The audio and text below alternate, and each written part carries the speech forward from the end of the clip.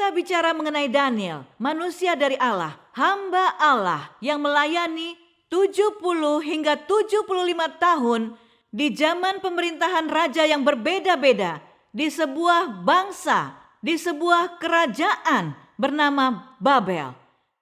Ini mulia, ini besar, ini hebat, dan semua orang di bumi membicarakannya. Dan pemuda ini bernama Daniel dibawa ke dalam pelayanan raja. Bayangkan terkadang orang berkata saya bekerja di dunia sekuler, dan saya menggunakan istilah itu juga. Tapi bagi anak-anak Allah, bagi hamba dari yang maha tinggi, tidak ada hal seperti itu. Pelayanan dunia sekuler, pekerjaan sekuler. Daud bekerja, pernah sekali bekerja bagi pasukan asing dari musuh di zamannya. Tetapi masih tetap mendeklarasikan firman Allah. Dan kita lihat di mana-mana, jika Anda lihat Abraham dalam kehidupannya, ia berhadapan dengan raja-raja kafir, tapi masih berbicara mengenai Allahnya. Musa di hadapan Firaun, dan tanpa kegentaran, dengan iman tak tergoyahkan, dia menantang seorang raja kafir, menantang. Dan saya lihat di kitab Daniel, kitab ini adalah tantangan dan konfrontasi bagi umat Allah yang tidak percaya akan keajaiban, yang tidak percaya kekuatan ilahi dari Allah, dan hanya mau bergerak dengan firman Allah secara alamiah. Kitab ini adalah sebuah konfrontasi. Kitab ini adalah sebuah penyerangan, sebuah tantangan yang menjangkau mereka yang tidak percaya. Mereka yang tidak memiliki iman yang cukup untuk percaya bahwa Allah dapat menggerakkan gunung-gunung. Kitab ini adalah tantangan, 12 pasal. 12 pasal, kitab ini tidak sehebat kitab Yesaya atau Kejadian atau Yeremia atau Yehezkiel. Dan kitab ini tidak banyak pasal, 12 pasal. Dalam keseluruhan Alkitab, lebih dari 700 peristiwa nubuatan dalam Alkitab. Saya tidak bicara mengenai semua nubuatan, saya bicara mengenai peristiwa. Ada lebih dari 100 peristiwa dari 700 itu dalam kitab Daniel. Luar biasa. Dan setiap ucapan yang Daniel katakan dan nubuatkan sampai saat ini 100% terpenuhi. Ini adalah kitab yang paling valid, paling terbukti dari Alkitab. Sangat luar biasa. Dalam 12 pasal. Dan kita tidak melihat sebagian besar nubuatan dalam 6 pasal yang pertama. Kita lihat Daniel berbicara mengenai kesaksiannya, pergerakan Allah di 6 pasal pertama. Dan 6 sisanya berbicara mengenai masa depan, apa yang Allah tunjukkan padanya. Dan Anda lihat di periode yang singkat ini, periode yang dari Alkitab, Daniel memperlihatkan hati Allah bagi manusia. Dia berbicara mengenai zaman akhir, dia bicara mengenai antikris, dia berbicara mengenai kerajaan Allah. Di pasal ini, pasal kedua, luar biasa. 70 hingga 75 tahun dalam pelayanan raja, di istana, di pemerintahan, dan di pembuangan, manusia ini melayani Allahnya yang hidup. Dan bagi saya, ini luar biasa. Kita harus pahami sebelum kita lihat orang ini bergerak dalam talenta, dalam pewahyuannya, dan nubuatan, sebelum kita pahami bagaimana dia ada di sana. Hati dari manusia, gaya hidup manusia, kerendahan hati manusia, dan penyembahan dan doa dari manusia, ini hidup kekudusan. Jangan meremehkan kuasa dari kekuatan jabatan dari seorang nabi. Dan ini datang dengan sebuah gaya hidup. Jadi Daniel pasal kedua, pada tahun yang kedua pemerintahan Nebukadnezar, bermimpilah. Karena itu hatinya gelisah dan ia tidak dapat tidur. Lalu raja menyuruh memanggil orang-orang berilmu, ahli jampi, ahli sihir, dan para kasdim untuk menerangkan kepadanya tentang mimpinya itu. Maka datanglah mereka dan berdiri di hadapan raja. Kata raja kepada mereka, aku bermimpi dan hatiku gelisah karena ingin mengetahui mimpi itu. Berkatalah para kasdim itu kepada raja, ya raja, kekalah hidupmu. Wow, mereka bernubuat dan hampir meminta untuk hidup yang kekal. Dan mereka berkata, kekalah hidupmu, ceritakan kepada hamba-hambamu mimpi itu, maka kami akan memberitahukan maknanya. Tetapi raja menjawab para Kasdim itu, aku telah mengambil keputusan, yakni jika kamu tidak memberitahukan kepadaku mimpi itu dengan maknanya, maka kamu akan dipenggal-penggal dan rumahmu akan dirobohkan menjadi timbunan puing. Tapi jika kamu dapat memberitahukan mimpi itu dengan maknanya, kamu akan menerima hadiah, pemberian-pemberian dan kehormatan yang besar. Beritahukan mimpi itu dengan maknanya. Wow, ini hampir mustahil, bahkan bagi anak-anak Allah. Bayangkan, seseorang berkata, saya bermimpi tadi malam. Anda menjawab, baik, ceritakan mimpi itu. Orang itu berkata, tidak akan kuberitahukan mimpi itu. Andalah yang akan memberitahukan dan juga memberitahukan kepada saya artinya. Ini tidak terjadi pada saya, tapi pada sahabat saya. Suatu hari ia menelpon saya dengan suara panik tahun lalu. Dan kami memiliki teman yang sama. Dan dia berkata, saya bermimpi 2 hari yang lalu. Dan perempuan yang kita kenal ini, saya pernah melayani dia. Saya melakukan pelayanan pelepasan kepadanya. Dia seorang hamba Allah. Dan sahabat yang lain berkata, dia menelpon saya. Setelah saya bermimpi ketika saya bangun dan dia berkata, semalam kamu bermimpi. Dan dia menjelaskan mimpi itu kata demi kata. Semua yang ada di dalam mimpi. Dan dia berkata, inilah arti dari mimpi itu. Suara sahabat saya bergetar di telepon. Saya tidak tahu apa maksudnya ini. Saya tidak pernah mendengar hal seperti ini. Dan makna ini juga maksud dari mimpi itu membawa sahabat saya ke level iman yang berikutnya. Karena ia tidak sepenuhnya bergerak sama sekali dalam talenta dan kuasa keilahian dari Allah. Dan gerejanya menentang beberapa ajaran. Ketika seseorang menelpon dan berkata kepadanya, ini seutuhnya menggetarkan dunia. Dia berkata, dari mana kau tahu? Saya berkata, dari Allah. Siapa yang dapat mengetahui pikiran Allah?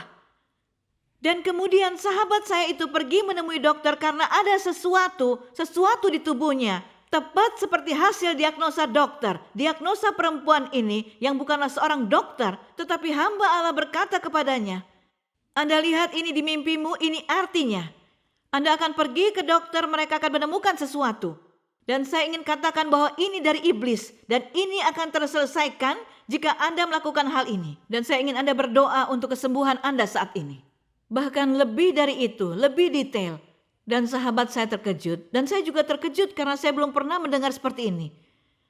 Saya katakan pada Anda, saya berlatar belakang dari agama lain. Dan hari ini, penganut ini menerima Yesus Kristus melalui mimpi mereka. Jadi mimpi itu sangat-sangat penting bagi kita. Bukan sesuatu yang dapat Anda anggap remeh. Kami peduli sebagai orang Timur Tengah, kami peduli akan mimpi kami. Mimpi itu besar. Dan artinya juga besar. Di agama saya sebelumnya, mereka memiliki buku pengertian mimpi. Mereka memiliki paranormal pengerti mimpi. Kakek buyut saya salah satunya yang bergerak dalam sihir untuk mengartikan mimpi orang. Kami memiliki antrian demi antrian di depan rumah kami. Bagi mereka yang ingin sembuh melalui ramalan, melalui kitab dan sihir dan pengertian mimpi. Jadi sangat-sangat penting. Begitu banyak orang menulis dan berkata, aku terima Yesus yang menunjukkan dirinya melalui mimpi. Ini terjadi pada saya saat berumur 5 tahun, saya bermimpi mengenai Yesus. Jadi ini sangat penting. Saya hanya ingin Anda memahami karena ia adalah raja. Bukan hanya berintelektual tapi juga seorang rohaniawan. Karena kita memahami bahwa raja memiliki semua penyihir dan penenung, semua keberadaan penyihir dan media menjadikan dia penganut spiritual.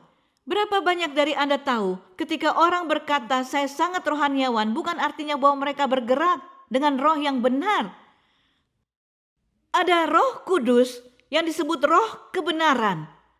Dan saya tidak tahu ada berapa banyak roh atau spirit yang mirip, roh yang tidak murni, roh jahat. Jadi ini situasi yang sangat-sangat kompleks, lebih dari seorang raja yang bermimpi. Siapa menurut Anda yang memberikan mimpi kepada raja?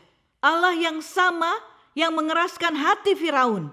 Allah yang sama yang menggerakkan hati para raja dan kerajaan. Allah yang sama. Ini adalah ketetapan, momen yang ditetapkan secara ilahi. Dan saya tidak yakin jika mimpi ini benar untuk raja. Meskipun Allah memberikan mimpi itu kepada raja, tetapi raja tidak melakukan apapun mengenai mimpi itu. Saya percaya bahwa Allah ingin menggunakan mimpi itu untuk memuliakan namanya melalui Daniel dan membawa perkenanan kepadanya dan sebuah pesan kepada Daniel untuk pewahyuan dan penglihatan masa depan yang melalui Daniel akan diberikan. Selalu ada gambaran yang lebih besar dari sekedar gambaran. Terkadang kita melihatnya dan awalnya mungkin tidak dapat mengerti dan menjelaskannya. Inilah mengapa membutuhkan waktu itu sangat penting. Kemudian teka-teki ini terkumpul, menunjukkan dirinya dan terlihat dengan sangat jelas. Mungkin saat itu ketika Daniel melihat hal ini, dia tidak melihat hal yang akan saya bagikan pada Anda karena hal ini telah dipenuhi. Kemudian raja berkata, "Jika kamu tidak memberitahukan kepadaku mimpi itu dan maknanya, maka kamu akan dipenggal." Ini manusia yang sangat egois, penuh amarah dan menakutkan. Saya tidak tahu bagaimana menggambarkannya kepada Anda, tapi saya katakan raja ini seperti ISIS, antikristus. Bunuh saja semua, bunuh. Jika mereka tidak melakukan apapun, jika mereka tidak tahu apa yang kukehendaki. Aku tidak suka kau, matilah. Raja begitu berkuasa, perkataannya adalah hukum. Kemudian perkataan ini sampai kepada Daniel. Hal yang menarik, perintah yang dikeluarkan agar semua orang bijak dibunuh, dikatakan bahwa dicarilah Daniel dan sahabatnya untuk dibunuh. Jadi pelaksana raja hendak membunuh Daniel dan sahabatnya. Anda lihat ada saat untuk semuanya. Akan ada saat di mana mereka akan berjalan dalam dapur perapian. Akan ada saatnya di mana dia berjalan ke dalam kandang singa. Tapi bukan ini saatnya. Bukan saatnya Daniel untuk dibunuh. Ada waktu dan tempat untuk sebuah kehidupan dan kematian. Terkadang orang berkata, Anda ingin pergi ke negara ini dan itu di Timur Tengah. Jika Allah mengirimkan saya akan pergi. Jika saya mengirimkan diri saya sendiri, saya tidak akan pergi. Karena ada saatnya untuk segala sesuatu. Saya tidak takut kehilangan nyawa saya bagi kerajaan Allah, bagi raja segala raja, tapi harus pada waktunya. Yesus berkata, jangan katakan pada siapapun, waktuku belum tiba. Bukan karena Yesus takut akan kematiannya, dia menyerahkan nyawanya dengan sukarela. Kenyataannya, hal ini akan lebih mudah baginya. Jika ada yang datang menembaknya dan membunuhnya akan lebih mudah. Yesus harus melalui penderitaan dan dia harus menanggung semua dosa dan kejahatan dan kemalangan dunia atas dirinya.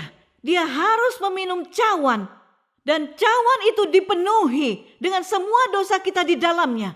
Pemerkosaan, pembunuhan, penganiayaan anak, pelecehan, perzinahan, imoralitas seksual, semuanya. Tapi ia berkata, waktuku belum tiba.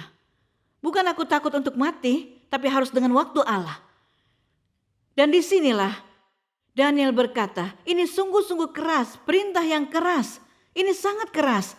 Bawalah aku pada raja sehingga aku dapat meminta waktu. Jadi Daniel pergi kepada raja dan dia berkata, berikan aku waktu. Mengapa? Aku perlu berdoa untuk perkara ini. Ini memberitahukan Anda, kita begitu fokus dengan arti mimpi dan betapa luar biasa dan semua yang Daniel katakan arti dari mimpi. Tidak, Daniel memberitahukan Anda mengenai gaya hidupnya. Ya, kita ingin seperti Daniel. Kita ingin melewati kandang singa dan keluar. Bahwa Allah dapat menutup mulut singa. Dan kita mau melewati dapur perapian dan keluar tanpa terbakar. Tapi kita tidak mau hidup seperti Daniel. Ada orang menarik perhatian saya. Mereka mengantri untuk impartasi. Impartasi apa yang Anda miliki. Impartasi tetapi tidak menghendaki gaya hidup dari pria ini dan wanita ini. Di mana mereka harus melalui gaya hidup ini untuk mendapatkan hadiah dan pengurapan dalam hidup mereka. Begitu mudah untuk pergi. Oh, jamah saja saya dengan tongkat ajaib Anda. Dan buat saya seperti ini. Begitu mudah. Hal yang paling mudah. Saya ingin katakan bahwa ada proses yang terkadang kita tidak ingin lewati. Terkadang orang datang dan berkata, lepaskan saya. Tidak. Anda harus mencari Tuhan untuk pelepasan Anda dalam kasus ini. Karena yang kita inginkan, kemudahan. Anda pikir saya tidak ingin seperti Yesus hari ini? Saya mau. Tapi ada proses dan penderitaan dan kekacauan, cobaan dan keringat dan kerja keras untuk mencapainya.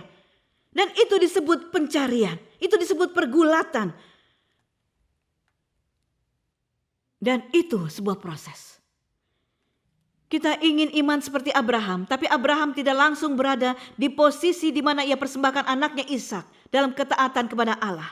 Sejak awal, Abraham taat pada perkara kecil. Ketika Allah berbisik, keluarlah dari rumah ayahmu, keluarlah dari zona nyamanmu, tinggalkan semua kesenanganmu dan keluarlah. Pergi ke tempat yang akan kutunjukkan padamu. Akan kutunjukkan, tapi tidak aku beritahukan sekarang, akan kutunjukkan padamu. Jadi apa?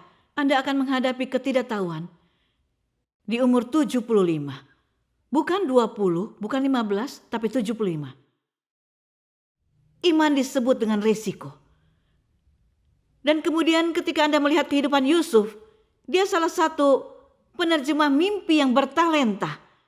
Dia menerjemahkan mimpi begitu mirip, tapi lihat gaya hidupnya. Lihat pada kebenaran dari hamba Allah.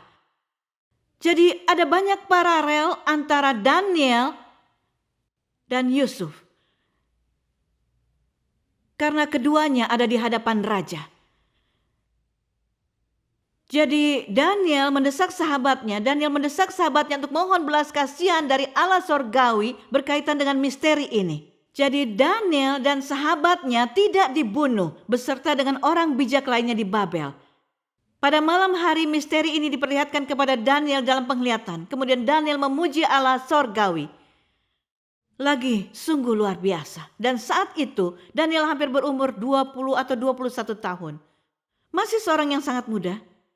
Dan kita lihat kedewasaan itu pada pujiannya. Terpujilah nama Allah dari selamanya sampai selamanya. Sebab daripada dialah hikmat dan kekuatan. Dia mengubah saat dan waktu. Dia memecat raja dan mengangkat raja. Dia memberi hikmat pada orang bijaksana dan pengetahuan pada orang yang berpengertian. Dia menyingkapkan hal-hal yang tidak terduga dan yang tersembunyi. Dia tahu apa yang ada di dalam gelap dan terang ada padanya. Ya Allah nenek moyangku, kupuji dan kumuliakan Engkau, sebab Engkau mengaruniakan padaku hikmat dan kekuatan, dan telah memberitahukan padaku apa yang kami mohon padamu. Engkau telah memberitahukan kepada kami hal yang dipersoalkan raja. Saya mendengar seorang berkata, saya berpikir apa yang Allah lakukan pada pria dan wanita yang dapat memberikan kemuliaan dan pujian pada Allah. Karena selalu ada sesuatu dalam kita yang ingin kita banggakan dan kita ambil kemuliaannya. Tapi pujian ini memberitahukan Anda. Dan tercatat di sini, ini firman Allah. Dia seorang pemuda, dia tidak mengambil bagian untuk dirinya. Daniel tidak seperti menarik lengan bajunya seperti ini. Biar aku yang mengurusnya, aku tahu ini bagianku. Mimpi adalah bagianku, biar aku yang mengurusnya. Aku tahu aku bertalenta di sini. Daniel tidak demikian. Dia harus pergi ke hadapan raja. Tapi raja ini tidak sama dengan raja yang pernah Daniel kunjungi sebelumnya. Dia adalah raja segala raja dan Tuhan segala Tuhan.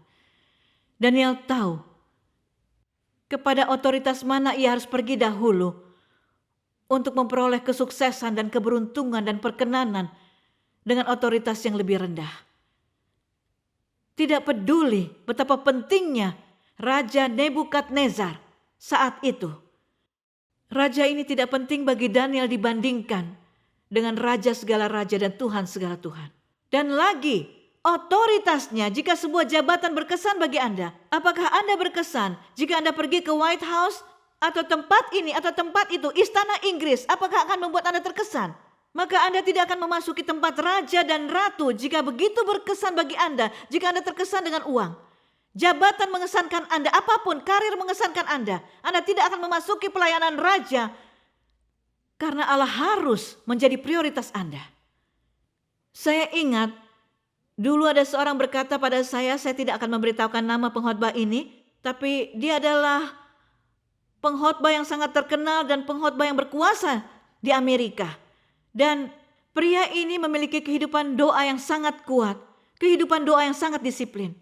Saya belajar banyak dari gaya hidupnya dan setiap hari dia ada berjam-jam di kamarnya dan dalam tangisan dan kesedihan mendalam atas dosa dunia.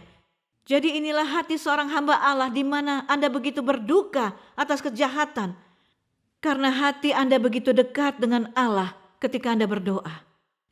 Dan dia sangat terkenal, dia sangat berkuasa. Istrinya suatu hari berada di luar kamar, dia akan melakukan pekerjaan rumah dan telepon berbunyi. Dan itu dari istana kepresidenan. Kantor Presiden Amerika menelpon suaminya, dan orang itu berkata, ini Presiden Amerika sedang menelpon saat ini, Presiden ingin berbicara dengan suami Anda. Dan istrinya menjawab, saya minta maaf karena dia tidak bisa menjawab, dia sedang berdoa. Dan orang ini dari istana presiden menjawab berdasarkan dari cerita, saya pikir Anda tidak memahami saya, Bu. Saya menelpon dari istana kepresidenan dan presiden dari Amerika hendak berbicara dengan dia sekarang. Dan istrinya menjawab, saya sepenuhnya memahami Anda. Tapi saya pikir Anda tidak memahami saya. Suami saya sedang berbicara dengan rajanya.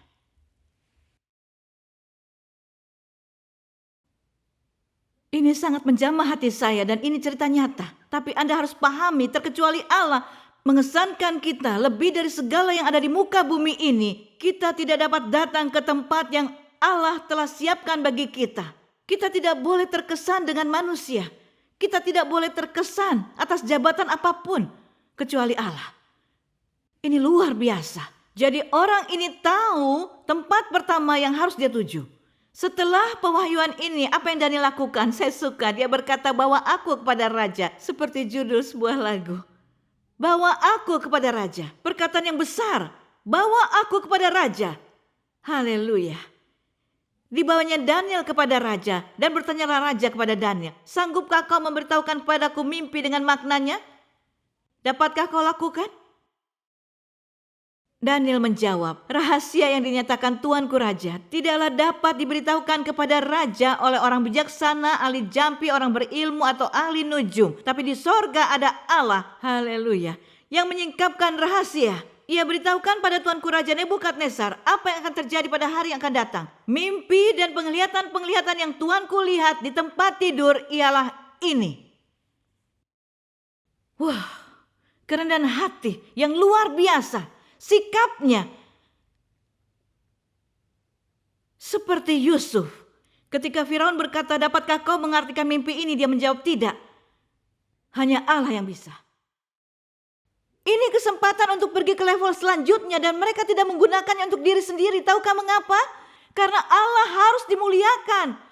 Dan semua tujuan kehidupan kita adalah untuk memuliakan Allah. Kita diciptakan, jika Anda belum tahu panggilan Anda, saya beritahu. Kita diciptakan untuk satu hal yang besar, menyembah Allah dan Allah saja. Ini panggilan kita adalah penyembah. Kita harus menyembah dan menyembah adalah bersujud. Dalam bahasa Ibrani, menyembah artinya bersujud. Tetapi Anda dapat berdiri dalam hati jika Anda berjalan dalam ketaatan yang dapat berarti bersujud. Apakah artinya ini? Anda menyerahkan. Anda menyerahkan kehendak, mimpi, keinginan, perasaan, pendapat, keangkuhan, semua yang Anda miliki, Anda serahkan. Anda letakkan semuanya di lantai. Ini adalah bentuk dari penyembahan. Penyembahan bukan yang Anda lihat di gereja, itu bukan penyembahan, itu pujian. Hanya bagian yang sangat kecil dari penyembahan yang benar. Yang Anda lihat bukanlah penyembahan. Penyembahan itu gaya hidup Anda, sikap Anda. Bagaimana Anda menghadapi sesuatu, reaksi Anda, inilah penyembahan Anda. Bagaimana Anda patuh, taat pada suara kecil, kerendahan hati Anda, memiliki kerendahan hati, menggerakkan talenta dari Allah. Inilah penyembahan Anda. Dan pemuda ini adalah penyembah. Dan inilah panggilan semua anak Allah menjadi penyembah. Apa yang penyembah lakukan? Memuliakan Allah. Anda melakukan sesuatu tanpa tujuan, saya melakukan sesuatu tanpa tujuan. Allah tidak melakukan sesuatu tanpa tujuan. Dan tujuan utama Allah adalah Dia yang akan dimuliakan. Ini bagi kemuliaannya. Ia akan lakukan segalanya dan Anda lihat saat ini Allah akan dimuliakan. Dan Daniel berkata kepada raja, inilah mimpi Tuanku Raja, inilah artinya. Tuanku adalah kepala pencapaian, sesudah Tuanku akan muncul kerajaan lain yang lebih lemah. Tahukah apa yang dia katakan? Mungkin tidak Anda sadari. Ayat 44, tetapi pada zaman raja-raja, Allah semesta langit akan mendirikan suatu kerajaan yang tidak akan binasa sampai selamanya. Dan kekuasaan tidak akan beralih lagi kepada bangsa lain. Kerajaan itu akan meremukkan segala kerajaan dan menghabisinya. tetapi kerajaan itu sendiri akan tetap untuk selama-lamanya. Itulah batu. Dia berbicara mengenai batu di sini. Inilah manusia itu berapa ratus tahun sebelum Kristus. Dia bicara mengenai pembentukan dari kerajaan Allah kepada Nebukadnezar. Saya percaya ini bagi keuntungannya sendiri. Saya tidak yakin raja dapat memahami sepenuhnya ketika Daniel mengatakan. Tapi raja takjub bahwa Daniel memberitahukan apa yang telah raja lihat di mimpinya. Dan lihatlah, pribadi yang arogan, agresif, dan yang paling berkuasa saat itu di muka bumi. Lalu sujudlah Raja Nebukadnezar serta menyembah Daniel. Juga dititahkannya mempersembahkan korban dan bau-bauan kepadanya. Berkatalah raja kepada Daniel, sesungguhnya lah Allahmu itu Allah yang mengatasi segala Allah dan yang berkuasa atas segala raja dan yang menyingkapkan rahasia-rahasia. Sebab engkau telah dapat menyingkapkan rahasia itu. Perhatikan ini. Ada tujuan yang lebih besar pada peristiwa itu. Sesungguhnya Injil diberitakan. Injil diterima. Allah dimuliakan. Dan pemuda, seorang hamba yang rendah hati dan memiliki jabatan, dipromosikan. Talenta Anda bukan hanya talenta Anda mungkin tidak membawa Anda kemanapun. Tapi yang ingin saya sampaikan, ketika talenta Anda berbanding lurus dengan kerendahan hati dan penyembahan dan ketaatan dapat membawa Anda kemanapun. Karena gaya hidup ini memuliakan Allah. Dan Allah hanya mengejar manusia yang dapat 100% memuliakannya, bukan yang membanggakan dirinya sendiri. Untuk berkata, ini bagi Allah. Semuanya mengenai Allah.